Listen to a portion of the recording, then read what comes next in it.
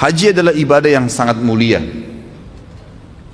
Dan haji ini awal disyariatkan adalah di zaman Ibrahim dan Ismail alaihissalam. Dan banyak kejadian dari rumah tangga, kejadian keluarga Nabi Ibrahim alaihissalam ini yang dijadikan sebagai bagian daripada haji. Seperti kasus Hajar alaihissalam, istri Nabi Ibrahim alaihissalam. Kita tahu Nabi Ibrahim punya dua orang istri, Sarah dan Hajar. Sarah menikah dengan Ibrahim alaihissalam sampai umur 60 tahun tidak punya anak. Tapi Sarah ini tentu yang teman-teman ikuti di materi sirah saya sudah tahu, tapi yang belum ikut saya sampaikan. Sarah ini menikah dengan Nabi Ibrahim alaihissalam dan Sarah memiliki kecantikan yang luar biasa secara fisik, begitu pula dengan akhlaknya. Sesuai dengan Ibrahim alaihissalam juga yang sempurna, karena Ibrahim alaihissalam sangat menyerupai Nabi SAW secara fisik, dan Nabi sudah pernah saya gambarkan bagaimana gagahnya beliau secara fisik dan juga akhlak yang sempurna. Ringkas cerita, suatu hari pernah Ibrahim alaihissalam membawa Sarah ke Mesir, dan di Mesir waktu itu ada raja zalim, suka ngambil istrinya orang. Pokoknya semua perempuan yang berstatus istri pasti diribut sama dia kalau dia suka secara fisik, karena dia anggap tidak mungkin perempuan ini dinikahi oleh suaminya kecuali punya kelebihan, penyakit jiwa. Tapi begitulah terjadi pada Raja Mesir pada saat itu ya. Masuklah Ibrahim alaihissalam dengan istrinya Sarah ke Mesir, dan Ibrahim sudah berkata kepada Sarah, kalau kita masuk di Mesir nanti dan ada pengawal-pengawal raja zalim ini yang akan menangkap kamu, kalau kamu ditanya siapa saya, katakan saya saudaramu, dan kalau saya ditanya saya juga akan mengatakan kau saudariku, maksudnya seiman ya. Bukan berarti saudara sebenarnya, tapi suami istri. Maka sampailah mereka di Mesir, sepakat dengan poin itu. Ternyata prajurit-prajurit Mesir, Raja Mesir ini ada memang khusus untuk mencari wanita-wanita yang jadi incaran si Raja Zalimin. Ketemu dengan Sarah, begitu melihat kecantikan Sarah sudah tidak berpengaruh lagi, dikatakan ini saudara saya, tidak percaya, pokoknya tetap kamu akan dibawa. Ringkas cerita, dibawalah Sarah kepada Raja Mesir. Begitu masuk depan Raja Mesir di istananya dengan lihat kecantikan yang luar biasa, tidak bisa sabar, dia ingin menjamah Sarah. Waktu dia ingin menjamah Sarah, tiba-tiba tangannya stroke, karena Sarah berdoa kepada Allah Azza wa Jalla agar dihilangkan dari keburukannya raja ini. Dia kaget, dia bilang, apa yang kamu lakukan? Kenapa tangan saya tiba-tiba begini? Kata Sarah, saya minta kepada Tuhan saya untuk menghukummu, karena kau ingin menjamahku dan kau bukan suamiku. Maka dia pun berkata, berdoalah sama Tuhanmu agar stroke saya, penyakit saya ini hilang dan saya tidak akan ganggu kamu. Sarah pun berdoa kepada Allah, sembuh. Raja ini ternyata masih bandel, tetap aja dia ingin menjamah Sarah. Waktu dia ingin menjamah yang kedua, stroke lagi. Lalu dia bilang lagi, apa yang kau lakukan? Kata Sarah, saya berdoa kepada Allah Tuhan saya untuk memberikan kamu hukuman karena kau ingin menjamah saya dan kau bukan suami saya. Kata si raja, baiklah, berdoa sama Allah, sama Tuhanmu itu agar saya disembuhkan dan saya tidak akan ganggu kamu. Sarah berdoa, sembuh yang kedua kali. Ternyata raja ini masih saja berusaha menjamah Sarah yang ketiga kali. Waktu dia ingin jamah yang ketiga kali, Sarah berdoa, seluruh tubuhnya nggak bisa bergerak, yang bisa bergerak cuma mulutnya. Semua tangannya, kakinya, badannya tidak bisa bergerak. Maka dia pun berkata, saya jadikan saksi seluruh yang ada di istana saya ini ya, bahwasanya saya tidak akan menjamah kamu. Mintalah kepada Tuhanmu agar saya disembuhkan. Maka Sarah pun berdoa dan akhirnya disembuhkan, dan raja ini berkata, keluarkan wanita ini dari istanaku, yang kalian datangkan bukan manusia tapi jin. Kisahnya begitu. Si Raja Mesir ini ternyata karena takut, ikhwan dan akhwat sekalian, khawatir jangan sampai Sarah ini berdoa lagi kepada Allah dan dia stroke lagi, maka dia menghadiahkan, ada dua perselisihan pendapat ahli sejarah, dihadiahkan budak wanitanya, yang satu lagi pendapat mengatakan anaknya dia sendiri yang perempuan dihadiahkan, yang bernama Hajar. Hajar ini dihadiahkan oleh Raja Mesir kepada Sarah, supaya Sarah nggak berdoa lagi sama Allah, bisa stroke dia. Ringkas cerita, dibawalah Hajar ini pulang ke Palestina waktu itu dan bekerja membantu Sarah. Sarah dan Hajar selisih umurnya setengah. Waktu itu umur Sarah kurang lebih 30 tahun, umurnya Hajar 15 tahun. Berjalan rumah tangga Ibrahim dan Sarah alaihimussalam semuanya sampai umur Sarah 60 tahun, tidak punya anak. Berarti umurnya Hajar pada saat itu berapa? 30 tahun. Masya Allah, kalau hitung umur perempuan cepat ini. Jangan tersinggung Pak Yoyo, enggak apa-apa. 30 tahun umurnya Hajar. Karena Ibrahim alaihissalam pengen punya keturunan, maka Sarah dengan niat baiknya menghadiahkan kepada Ibrahim alaihissalam budaknya Hajar, lalu Hajar dibebaskan oleh Ibrahim alaihissalam dari keterbudakan, lalu kemudian dinikahi. Setahun kemudian Hajar hamil dan setelah menikah, setahun kemudian melahirkan anak laki-laki yang bernama siapa? Ismail alaihissalam. Fitrah perempuan, Sarah merasa sedih. Kenapa dia tidak bisa memberikan anak kepada Ibrahim? Dia pun berdoa kepada Allah Azza wa Jal agar diberikan karunia. Ternyata dengan umur 62 tahun, masuk 62 tahun hamil, dan akhirnya melahirkan juga namanya Ishak. Ishak dan Ismail adalah anak Ibrahim alaihissalam. Makanya Ibrahim diberikan julukan Abul Anbiya, ayahnya para nabi, karena dua anaknya menjadi nabi dua-duanya. Baik, Ibrahim alaihissalam setelah memiliki anak Ismail dan sebelum lahirnya Ishak, jadi Ismail ini masih masa menyusui, masih di bawah 1 tahun umurnya. Datang perintah Allah Azza wa Jal memerintahkan Ibrahim alaihissalam untuk membawa istrinya Hajar ke Mekah. Mekah waktu itu ikhwah-ikhwah sekalian adalah sebuah lembah yang tidak ada kehidupan sama sekali. Kata Allah Azza wa Jal tentang melalui lisannya Ibrahim alaihissalam, dia mengatakan, ya Allah, saya meninggalkan keluarga saya dengan kalimat Al-Quran, biwadin gairi dhi dhar'in inda baitikal muharram rabbana liyuqimus shalah, al-ayah. Ya Allah, aku tinggalkan keluargaku di sebuah lembah yang tidak ada dhi dhar'. Dhi ini dalam bahasa Arab sama dengan zu, digunakan kalau sesuatu yang melampaui batas, gitu kan. Jadi dikatakan dhi dhar' artinya tidak ada tumbuhan, jangankan tumbuhan hijau, tumbuhan mati nggak ada, gersang, nggak ada kehidupan, nggak ada binatang, nggak ada pohon, nggak ada manusia, nggak ada kehidupan, lembah kosong. Tetapi kata Nabi Ibrahim alaihissalam, ya, di situ dikatakan inda baitikal muharram, tapi itu di lokasi rumahmu yang mulia. Pertanyaan kecil, apakah di zaman Ibrahim alaihissalam Ka'bah sudah ada atau baru nanti dibangun oleh Ibrahim? Jawabannya sudah ada. Jadi Ka'bah itu dibangun pertama kali oleh siapa? Adam alaihissalam. Tidak usah takut salah, nggak apa-apa, saya nggak bawa rotan. Adam alaihissalam dengan anaknya Syith. Dua orang ini membangun Ka'bah. Kemudian pada saat terjadi banjir besar, kiamat kecil di zaman Nuh alaihissalam, termasuk Ka'bah hancur pada saat itu, tinggal pondasinya. Pondasi Ka'bah ini disebutkan dalam Al-Quran namanya Bakkah. Bibakkah dalam ayat Al-Quran dikatakan Bakkah itu adalah pondasinya Ka'bah. Maka Allah subhanahu wa ta'ala ingin Ka'bah itu dihidupkan kembali. Diutuslah awal kisahnya dengan Ibrahim alaihissalam diperintahkan membawa istrinya Hajar dan Ismail ke lembah itu. Pada saat tiba di sana, Ibrahim alaihissalam tidak bicara apa-apa.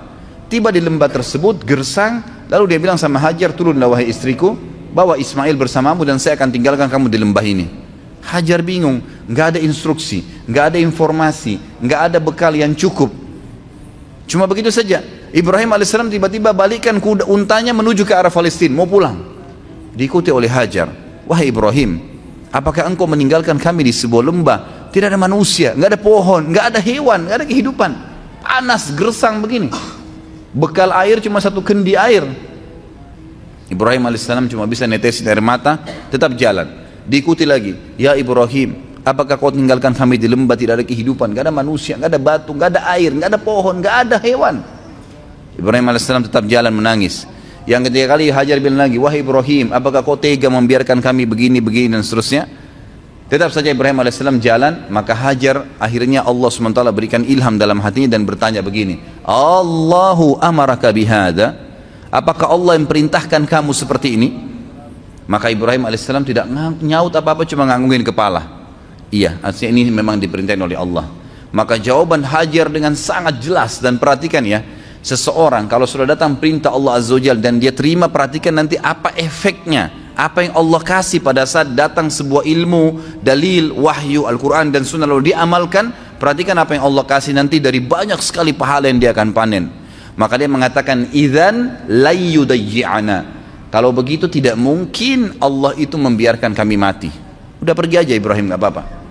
Ibrahim alaihissalam pun pulang ke Palestina. Di tengah jalan dia berdoa, Rabbi inni askantu min dzurriyyati biwadin ghairi dzin inda baitikal muharram rabbana liyuqimus shalah faj'al af'idatan minan nasi tahwi ilaihim.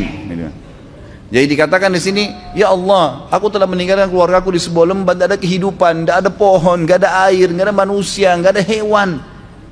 Tapi di tempat rumahmu yang mulia Allah, agar dia mendirikan sholat sebagai kamu, sebagaimana engkau telah perintahkan ya Allah, gitu kan?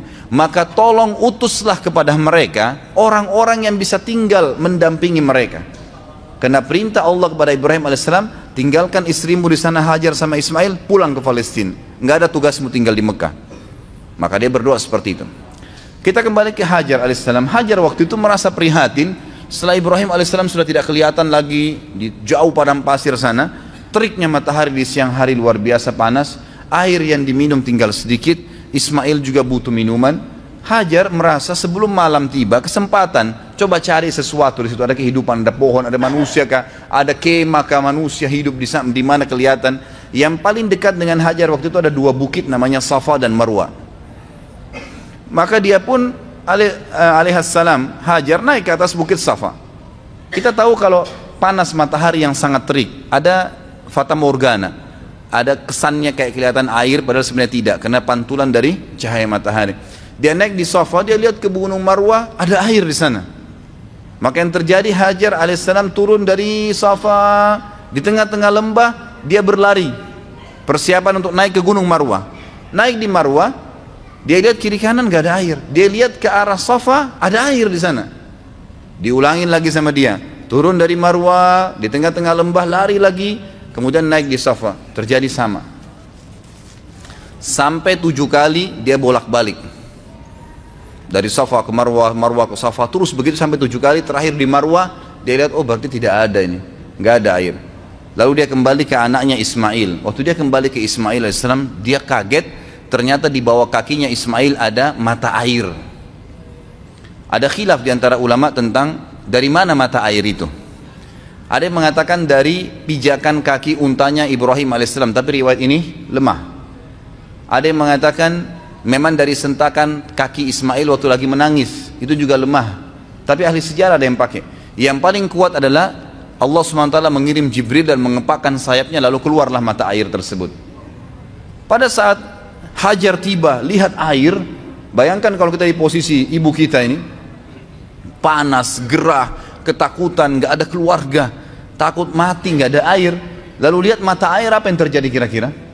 Dia datangin air tersebut dengan semangat, lalu dia buat bendungan kecil dari padang pasir itu, sambil mengucapkan lafaz yang digunakan dalam bahasa Palestina, bukan orang Arab ya, ini bukan bahasa Arab. Bahasa asli orang Palestina, dia mengatakan zam-zam.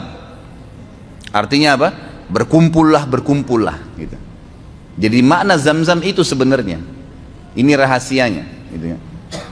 Maka dia bilang zam-zam, ditutup sama dia gitu kan, ditutup sama dia. Kata Nabi SAW, semoga Allah merahmati ibunya Ismail. Kalau dia tidak bendung, maka zam-zam akan menjadi lautan yang luas. Tapi kekhawatiran seorang ibu, takut airnya habis gitu kan.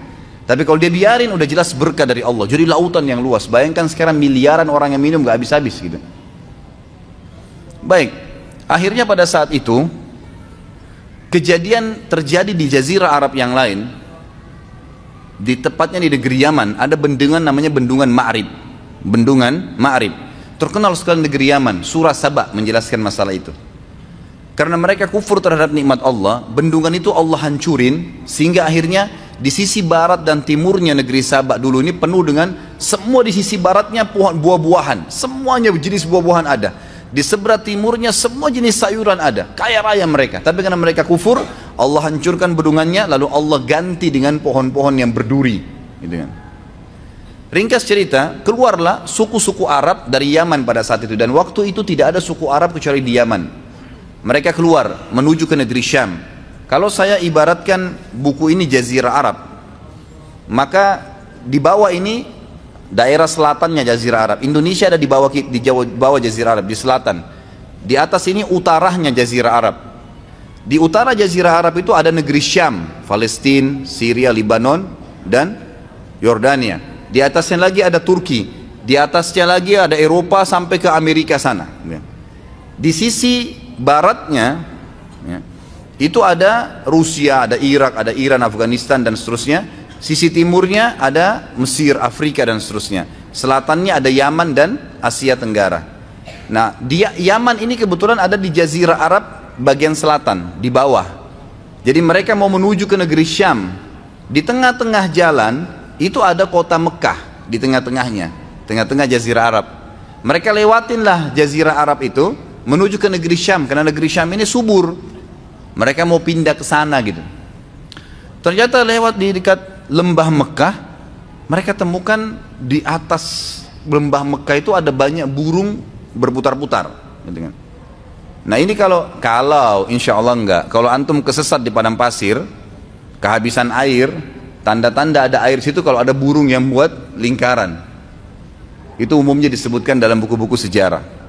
Mereka bingung, setahu kami di lembah ini nggak pernah ada air, kok bisa ada burung lagi berputar-putar? Mereka mampir, utus 2 orang, coba lihat di sana ada apa. Mereka kaget, mereka temukan Hajar dengan anaknya Ismail alaihissalam duduk di sebelah mata air Zam-Zam. Maka mereka pun punya adab dan akhlak. Mereka mengatakan, kami ingin tinggal di sini, suku kami suku besar. Tidak disebutkan jumlah mereka, tapi yang jelas ratusan orang pada saat itu, satu suku semuanya pindah dari Yaman ke negeri Syam. Dan ini hasil dari doa Nabi Ibrahim alaihissalam yang berdoa minta diutus kepada Hajar dan Ismail orang yang bisa hidup bersama mereka. Diutuslah suku ini, dan suku ini bernama suku Jurhum. Suku Jurhum. Keluarlah suku Jurhum ini terus masuk, kemudian pamit dengan Hajar, wahai ibu, kami ini adalah satu suku yang besar dan kami keluar dari negeri Yaman, tapi kami nggak punya tempat tinggal. Bisa nggak kami tinggal di sini? Nanti kami bentuk komunitas, kami punya peternakan, kami juga ahli perkebunan, karena mereka memang ahli perkebunan di Yaman, gitu kan. Kami akan buat dan kami akan bayar upeti. Yang penting kami bisa hidup dekat mata air ini. Kata Hajar, baiklah. Maka spontan pada saat itu terbentuk komunitas kota Mekah. Ada mata air, kemudian ada penduduk yang tiba-tiba langsung dengan suku yang besar. Mereka membangun rumah, mereka sudah bawa peternakan, unta, sapi, kambing dibawa dari kampungnya Yaman. Terus mereka juga sudah mahir bercocok tanam. Mereka mulai menanam-nanami wilayah Mekah itu. Ringkas cerita, menjadi rapilah Mekah itu, mulai ada penghuni. Pada saat itu Ismail alaihissalam tumbuh besar di tengah-tengah suku Jurhum. Perlu Bapak Ibu tahu, istilah Arab sendiri, Arab itu ada 2 macam. Ada namanya Arab asli, ada Arab musta'ribah. Arab asli ini adalah turunan orang Arab yang asli. Dan Arab musta'ribah adalah orang Arab, orang yang bukan Arab terarabkan karena pernikahan atau menggunakan bahasanya. Seperti kasus sekarang Mesir. Mesir itu suku Kipti. Bukan orang Arab mereka. Irak, bukan orang Arab. Negeri Syam, Yordania, Palestina, itu bukan orang Arab mereka. Sudan, Jazair, Tunis, Maroko, Afrika Utara, semua itu bukan orang-orang Arab mereka, suku barbar. Tapi mereka dikatakan negara Arab. Kenapa? Karena menjadikan bahasa Arab sebagai bahasa negaranya. Dan pada saat ekspansi Islam di zaman Umar bin Khattab, zaman Uthman bin Affan, mereka menikah dengan orang-orang Arab, dari tabi'in, dari sahabat yang bergabung sama mereka, maka dikatakan mereka orang-orang Arab. Ismail alaihissalam bukan orang Arab, karena beliau dari Ibrahim alaihissalam orang asli suku Babilonia, dari Irak. Ya, gitu. Orang asli Irak, asli orang Irak namanya suku Babilonia. Maka mereka, Ismail berbaur sampai besar dan menikah dengan anak kepala suku Jurhum. Setelah menikah, tapi tidak disebutkan di sini prediksi umurnya Ismail alaihissalam, karena ini kisah yang cukup panjang, saya ringkaskan melihat waktunya. Maka datanglah Ibrahim alaihissalam, diperintahkan oleh Allah SWT untuk mengunjungi Mekah. Beliau datang mengunjungi istrinya. Tapi pada saat itu yang saya dapat dalam buku sejarah adalah setelah Ismail menikah dengan anak kepala suku Jurhum. Datang, dan Ismail ini sangat gemar alaihissalam berburu, sangat gemar berburu. Maka dia pun lagi keluar berburu. Ibrahim datang ke rumahnya lalu bertanya pada istrinya dari belakang pintu, di mana suamimu? Dikatakan lagi pergi berburu. Berapa lama kira-kira biasa dia berburu? Ya sekitar sebulan baru kembali. Sering kali pergi berburu, sebulan baru kembali. Kemudian kata Ibrahim, bagaimana kehidupan kalian? Istrinya mengeluh, hidup kami susah, hidup kami nggak enak, hidup kami gini. Tidak pernah lisannya mengatakan alhamdulillah, tidak pernah ada pujian Allah. Maka kata Ibrahim, kalau suamimu kembali titip pesan, bahwasanya ada seseorang yang bernama Ibrahim mencari dia dan suruh dia mengganti tiang pintu rumahnya. Pulanglah Ibrahim alaihissalam setelah ketemu Hajar beberapa hari, lalu kembali lagi ke Palestina. Ismail alaihissalam kembali. Ismail tentu sudah tahu tentang siapa Ibrahim ayahnya, sudah tahu kisahnya dari ibunya Hajar, tapi belum pernah ketemu. Sampai saat itu belum pernah ketemu. Lalu kemudian Ismail pulang ke rumahnya, tanya istrinya, siapa yang datang? Oh, ada tamu namanya Ibrahim. Apa yang dia bilang? Dia tanya masalah-masalah kita di sini, lalu saya menyampaikan keluhan-keluhan kita semuanya, keadaan kita di sini. Lalu apa pesan dia? Dia katakan, gantilah tiang pintu rumahmu. Kata Ismail, itu ayah saya Ibrahim, dia seorang nabi dan dia memerintahkan saya untuk menceraikanmu, maka saya akan antar ke rumahmu. Diceraikanlah istrinya yang pertama. Jadi ini bahasa Ibrahim alaihissalam yang sangat santun agar mengganti istri anaknya. Beberapa bulan kemudian datang lagi Ibrahim alaihissalam, tidak disebutkan juga pasnya berapa bulan, tapi beberapa bulan dalam buku-buku sejarah. Beberapa bulan setelah itu datang Ibrahim alaihissalam kedua kali, ternyata Ismail lagi berburu lagi. Kemudian dia datang, ternyata Ismail sudah menikah dengan anak suku Jurhum yang lain. Lalu Ibrahim bertanya, bagaimana kabar kamu, di mana Ismail? Dia bilang, suami saya lagi berburu.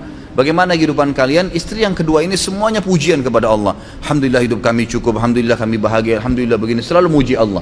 Maka kata Ibrahim alaihissalam, kalau suami kau kembali, katakan ada tamunya datang bernama Ibrahim, dan sampaikan agar dia mempertahankan tiang pintu rumahnya.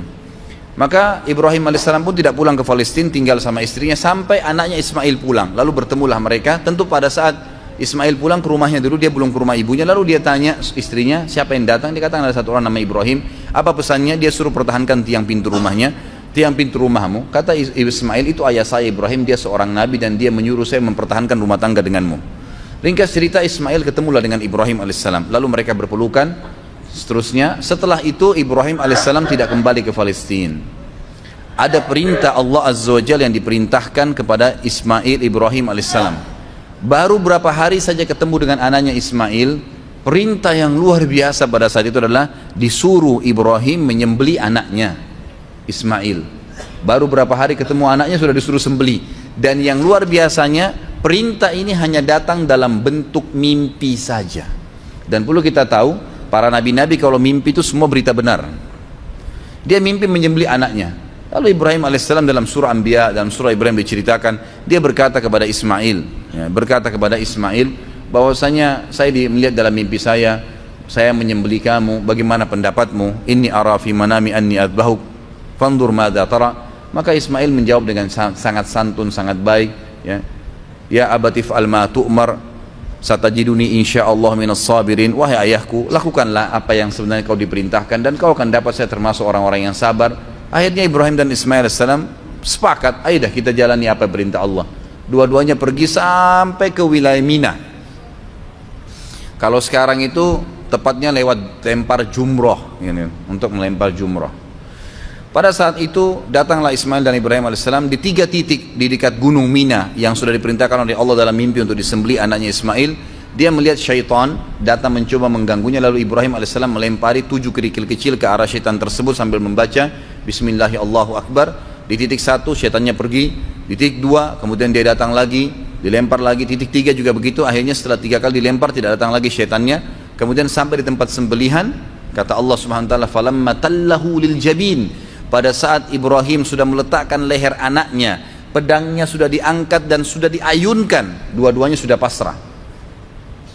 Ismail sudah pasrah, Ibrahim alaihissalam sudah pasrah, jadi tidak setengah-setengah. Dan ini kita perlu juga ambil pelajaran di sini, ikhwah akhwat sekalian. Cobaan Allah SWT itu kadang-kadang diuji iman kita sampai titik terakhir. Pada saat sudah betul-betul pasrah, diangkat pedang, dia sudah akan sembelih, ditahan pedangnya oleh Jibril alaihissalam, lalu kemudian digantikan dengan zibhin azim, sembelihan yang agung, maksudnya seekor domba yang besar. Lalu Allah mengatakan, ya Ibrahim qad saddaqtar ru'ya, hai Ibrahim kau sudah percaya mimpi yang telah kami kasih, maka kami akan gantikan kamu dengan sembelihan tadi. Digantilah sembelihan tersebut. Lalu kemudian Ibrahim dan Ismail AS diperintahkan oleh Allah setelah itu membangun Ka'bah. Maka Ibrahim dan Ismail pun membangun Ka'bah di pondasi yang sudah ada dibangun oleh Adam dan Syith alaihimussalam semuanya. Dibangunlah pondasi tersebut. Setiap kali Nabi Ibrahim alaihissalam mundur untuk melihat posisi Ka'bah sudah rapi atau belum, maka Ibrahim alaihissalam berdiri di sebuah tempat yang agak tinggi. Lalu pada saat beliau turun, beliau sempat loncat ke bawah. Loncatan Nabi Ibrahim alaihissalam dari tempat tinggi itu yang melihat apakah sudah rata bangunan Ka'bah atau belum, ke bawah itu keinjak tanah dan sempat ada bekas telapak kakinya yang sekarang dikenal dengan maqam Ibrahim. Allah kekalkan itu pijakan kakinya dengan izin Allah Subhanahu wa taala untuk menjadi tanda-tanda kebesaran Allah Subhanahu wa taala. Kemudian pada saat selesai bangun Ka'bah, kata Ibrahim alaihissalam kepada Ismail alaihissalam, coba carikan saya batu yang kuat agar bisa bangunan ini kuat pondasinya, karena memang posisinya berdiri, karena memang bangunan ini tadinya didirikan dari tanah liat yang dibasahkan lalu dikeringkan lalu kemudian disusun, jadi mudah runtuh gitu kan. Maka Ismail pun alaihissalam keliling di sekitar padang pasir situ mencari. Tak lama kemudian dia datang Hajar Aswad. Hajar Aswad ini tadinya warna putih terang, tapi karena dosanya anak Adam jadi menjadi hitam. Diturunkanlah, kemudian Nabi Ismail AS membawa dengan bentuk warna hitam. Kata Ibrahim, dari mana kau dapatkan? Dia bilang, dari Allah turunkan kepada saya. Lalu dinaikkanlah batu tersebut, ditaruh di posisi sekarang Hajar Aswad. Setelah selesai tempat tersebut, sudah ada air Zam-Zam tadi, sudah ada tempat Hajar mencari Safa dan Marwa air, sudah ada sembelihan tadi yang tidak jadi, Ka'bah sudah terbangun, sudah ada Hajar Aswad.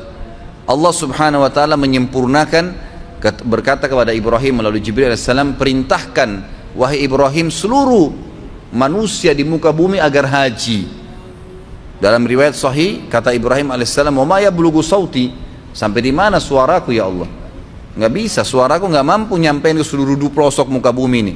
Kata malaikat Jibril, "Ma 'alaika illal balagh." Tugasmu hanya menyampaikan. Maka Ibrahim alaihissalam pun mencari gunung tertinggi di Mekah pada saat itu. Sebagian ahli sejarah mengatakan di Jabal Rahmah yang ada di Arafah. Tapi ini riwayat, sebuah athar, tidak disebutkan tentang kesahihannya. Ringkas cerita, Ibrahim alaihissalam, ada yang beriwayat mengatakan naik di atas Ka'bah lalu berteriak, mengatakan, wahai sekalian orang-orang yang beriman, berhajilah.